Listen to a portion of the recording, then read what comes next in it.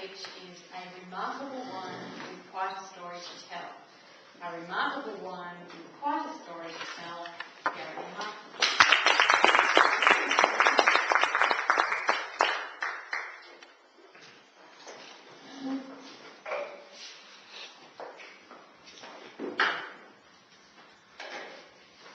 Good evening all, I hope you would enjoy your meal.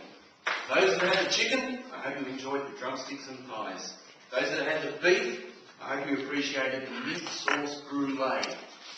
It is to those of you that I overheard remark on the remarkable taste of the white wine that I would now like to turn my attention.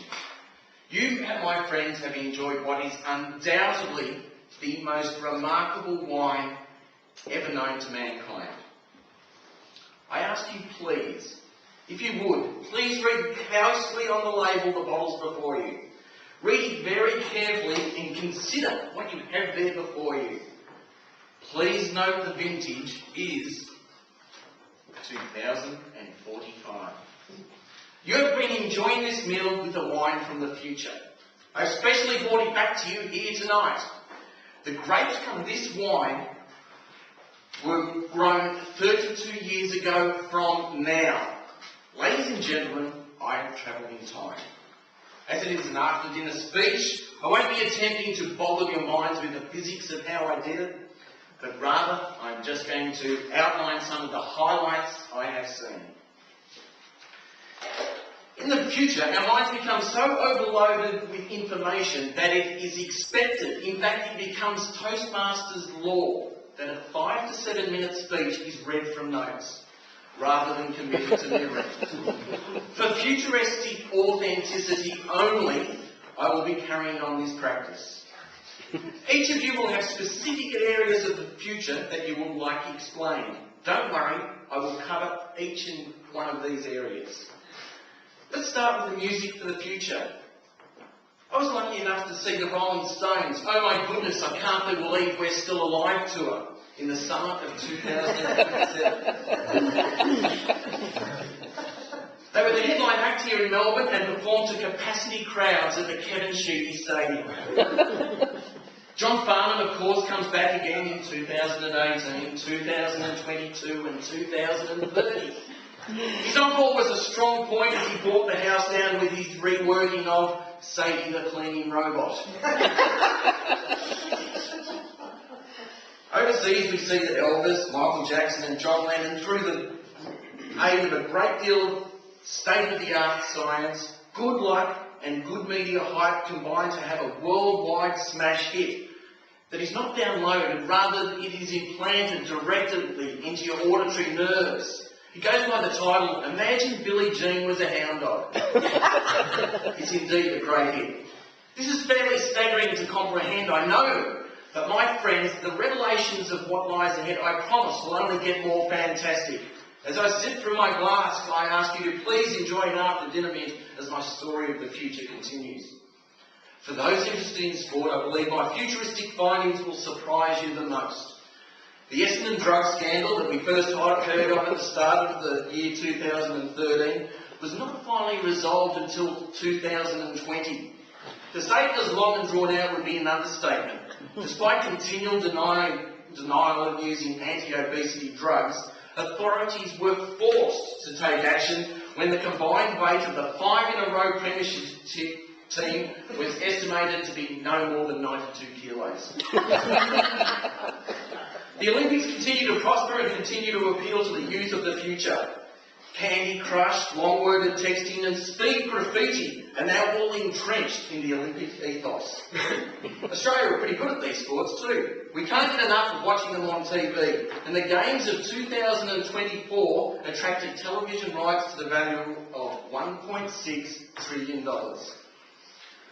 That's a big number, but commonplace in the future. For those of you struggling to believe this, I ask you again to take a sip from your 2045 vintage Merlot, sit back and keep listening. Amongst our group tonight, I see some very fashionable dresses. What I hear you thinking, and yes, in the future, I will be able to hear you think, will people be wearing in the future? It's what I call the noisy fabric comes back into fashion. Corduroy is what's all the rage. As people walk along, It gets sold under the slogan, sure the clothes don't look good, but at least you can hear me coming.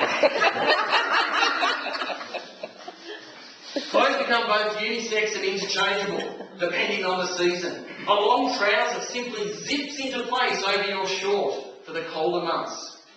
Three-piece suits were thought not enough in 2034, so Hugo Boss brought out the world's first 7-piece suit. Much like the number of blades that shit razor blades continually have. In the future, people only make suits with more lines to them. In fact, they increase at an alarming rate. Ladies, here's a fashion tip for you. Hang on to every skirt and dress that you currently have in your wardrobe. This is my observation of headlines split into 5 yearly increments in the future over the next 40 years. Feel free to take notes if you want. Headlines are up, down, up, down, midway, and then down. Gents, for short length, just read the same list but in reverse. Sweets will be served shortly. But before they arrive at your tables, I want to explain a little about the politics of the future. Surprisingly, the English vote to become a republic towards the end of 2030.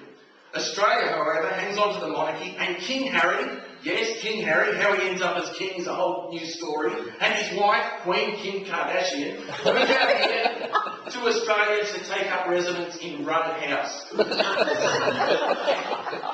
China becomes the one remaining superpower. Much of the policy in election rhetoric is based upon power bill savings, greenhouse emission and animal welfare. Premier Paul Marty is a passionate advocate. Many pundits put his 2020 election victory down to both his speaking skills and his subtle use of force.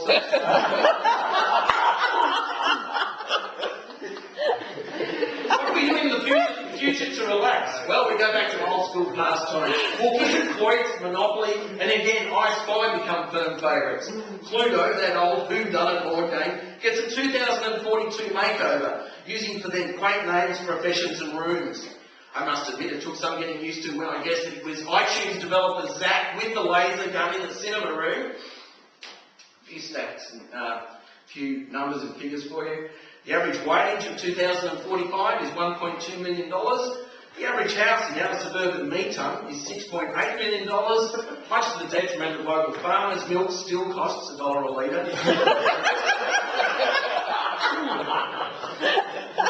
And Melbourne's Southern Cross Wheel is only months away from reopening.